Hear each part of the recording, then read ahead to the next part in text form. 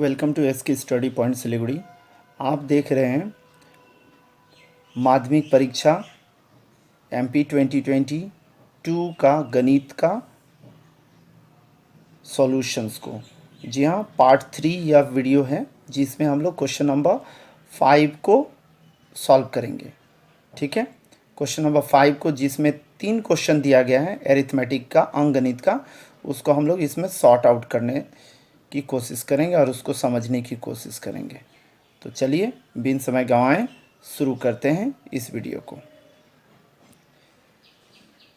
अगर अभी तक आप इसकी स्टडी पॉइंट सिलीगुड़ी को सब्सक्राइब नहीं किए हैं तो तुरंत सब्सक्राइब कर लीजिए और लाइक और शेयर करना बिल्कुल नहीं भूलिएगा, क्योंकि इसकी स्टडी पॉइंट सिलीगुड़ी आपको बेहतर क्वालिटी के वीडियोस को प्रोवाइड करता है, बेहतर सॉल्यूशंस दिखाता है।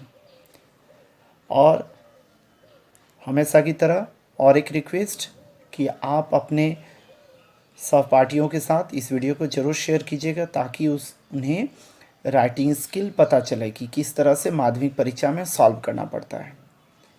देखिए, पहला क्वेश्चन था किसी मूलधन का समान वार्षिक प्रतिशत सरल ब्याज दर 7 वर्ष में मिश्रधन 7100 रुपया और 4 वर्ष में 6200 रुपया हो जाने पर मूलधन और वार्षिक सरल ब्याज दर को ज्ञात करना है।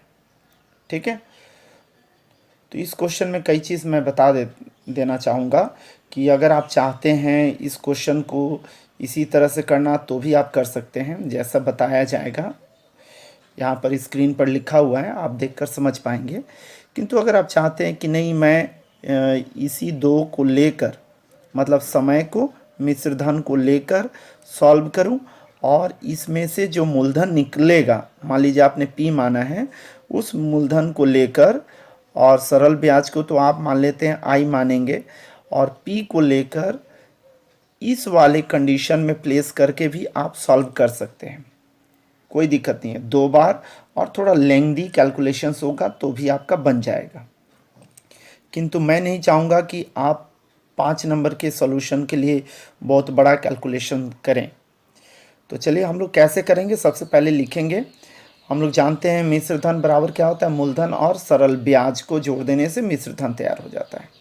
तो इसी तरह से 7 वर्ष का सरल ब्याज और मूलधन को जोड़ेंगे तो 7100 रुपया हो जाएगा। उसी तरह से इस क्वेश्चन में पहले बोल दिया समान, ठीक है, ब्याज दर है, मूलधन भी सेम है क्योंकि वही मूलधन 7 वर्ष में इतना रुपया हो जाता है और वही मूलधन 4 वर्ष में इतना रुपया हो जाता है। तो इसीलिए मूलधन और 4 वर्ष का सरल ब्याज को जोड़ेंगे तो 6200 रुपया हुआ।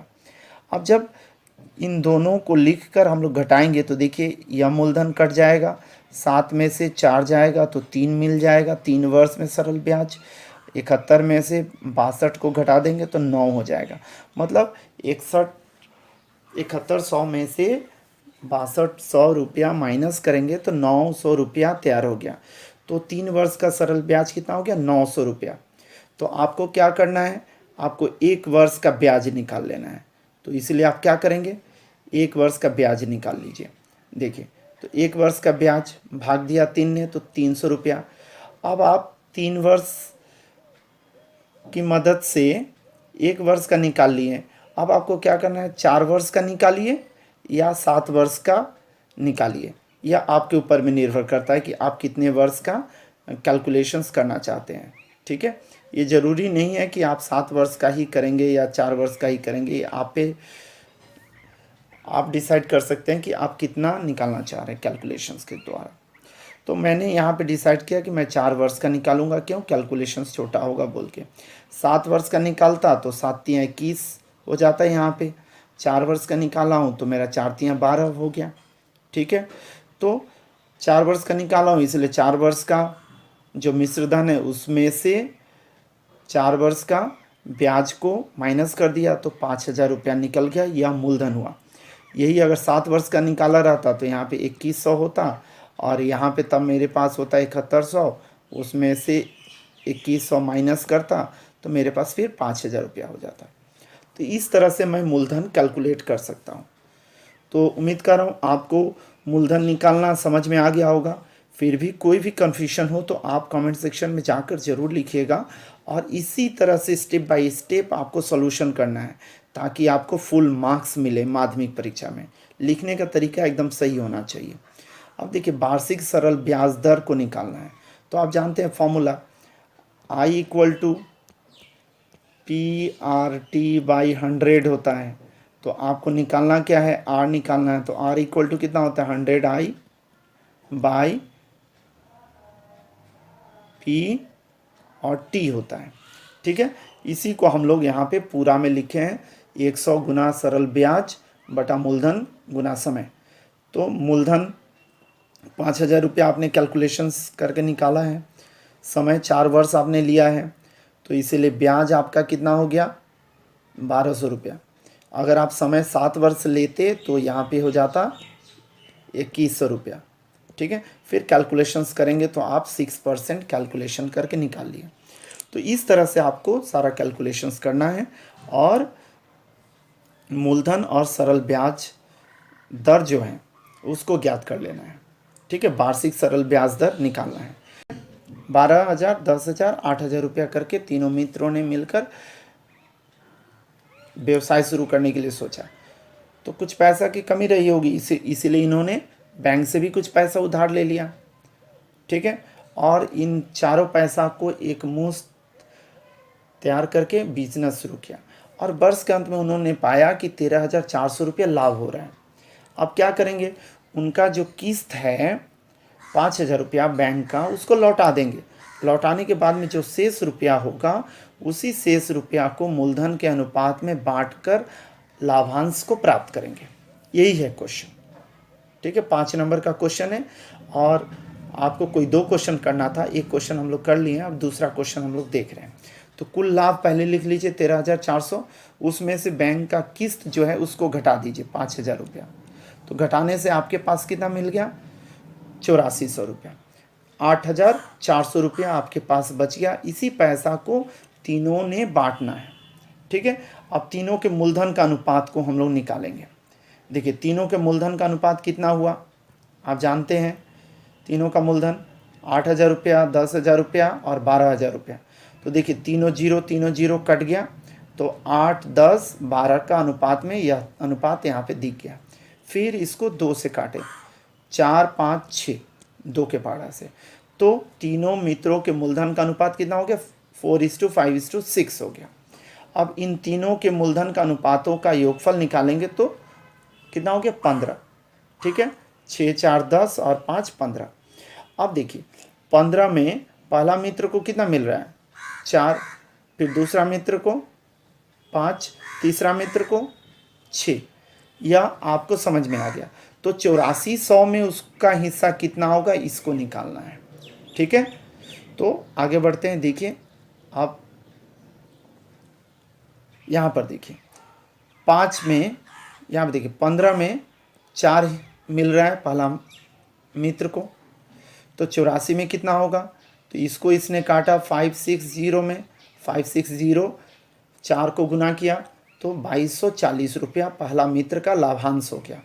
उसी तरह से 15 ने इसको काटा 560 गुना 5, तो 2,800 रुपया दूसरे मित्र का हिस्सा हो गया। इसी तरह से तीसरे मित्र का 560 बार 15 ने काटा, फिर 6 ने गुना किया, देखिए तो 3360 रुपया हो गया। तो इस तरह से आप तीनों मित्रों का हिस्सा को ज्ञात कर सकते हैं।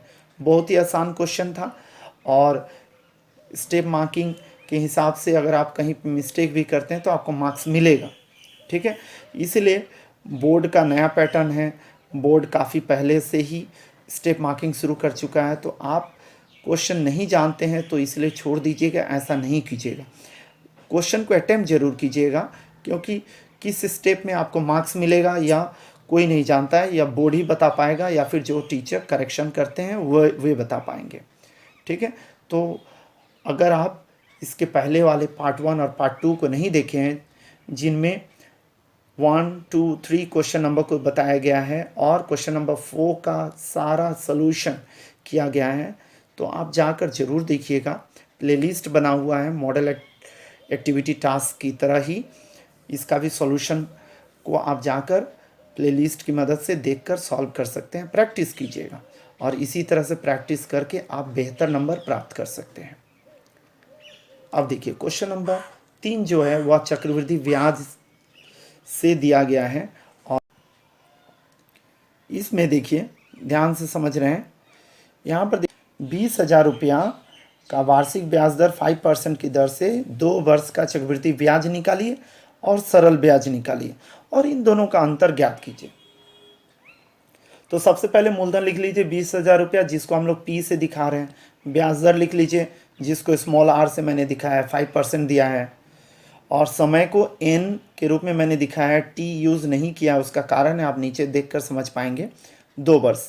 ठीक है, इतना लिख लेने के बाद में हम लोग इसका क्या करेंगे, अंतर एक ही बार में निकालते हुए चलेंगे। आप चाहें तो अलग अलग करके भी कैलकुलेशंस कर सकते हैं, किंतु मैं चाह रहा हूँ कि एक ही साथ में मैं करता जाऊँ, इसीलिए मैंने यहाँ पर जो संकेत यूज़ किया है यही संकेत मैंने ऊपर में कंसिडर किया है, मान लिया है। ठीक है, देखिए चक्रवृद्धि ब्याज का फॉर्मूला क्या है, P into 1 plus R by 100 to the power n minus 1। ठीक है, और सरल ब्याज में मूलधन गुना दर गुना समय बटा 100, मतलब हम लोग लिखेंगे PRT बाई 100 लिखते हैं। चूँकि जब हम लोग दोनों formula at a time use कर रहे हैं तो यहाँ पे कैपिटल R लिखते हैं, किंतु इसमें स्मॉल r लिखते हैं, इसमें टाइम के लिए n लिखते हैं और इसमें t लिखते हैं, तो यह कन्फ्यूजन नहीं हो, इसीलिए हमने क्या किया है, यहाँ पर मूलधन को P से दिखा दिया है और ब्याज दर को R और समय को n करके दिखा दिया है, ताकि कोई कन्फ्यूजन नहीं हो। और यहाँ पे हम लोग पूरा डिटेल्स में फॉर्मूला को भाषा में लिख दिया है। ठीक है, तो आपको कोई कन्फ्यूजन नहीं हो रहा होगा। फिर भी कोई भी कन्फ्यूजन हो तो कमेंट सेक्शन में जाकर ज़रूर बताइएगा, क्योंकि इससे हम लोग को काफ़ी हेल्प मिलती है। देखिए P का वैल्यू बैठा दिए, R की वैल्यू बैठा दिए, फिर उसी तरह से n की वैल्यू बैठाए, यहाँ भी समय, दर और मूलधन को लिख दिए। और यहाँ पे देखिए 100, 2 जीरो कट गया, फिर 5 दूना 10, फिर यहाँ पे 2,000 रुपया हो गया, वही 2,000 रुपया यहाँ तक उतर गया।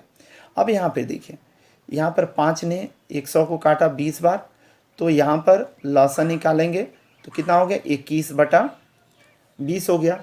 21 को 21 से गुना करेंगे, आप जानते हैं, तो 440 होता है, और 20 को गुना करने से 20 से तो कितना हो जाता है,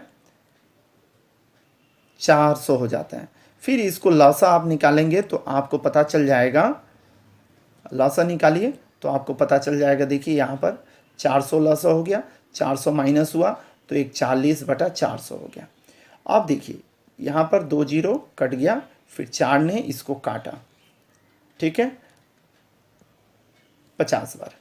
अब इसको गुना करेंगे तो देखिए 5 ने गुना किया, 5 के 5, फिर 5 का 20, तो 205 हुआ, और ये जीरो जो है वह ज्यों का त्यों आ गया। तो 2,050 रुपया चक्रवृद्धि ब्याज निकला और 2,000 रुपया सरल ब्याज निकला। दोनों को माइनस करेंगे तो कितना हो जाएगा, 50 रुपया। तो इस तरह से आप कैलकुलेशंस कर सकते हैं। बहुत ही साधारण क्वेश्चन था, तो देख लीजिए, बहुत इजी तरह से आप सॉल्यूशन कर लिए, एकदम आसान क्वेश्चन था। Thank you very much for watching इसकी स्टडी पॉइंट से लिखड़ी।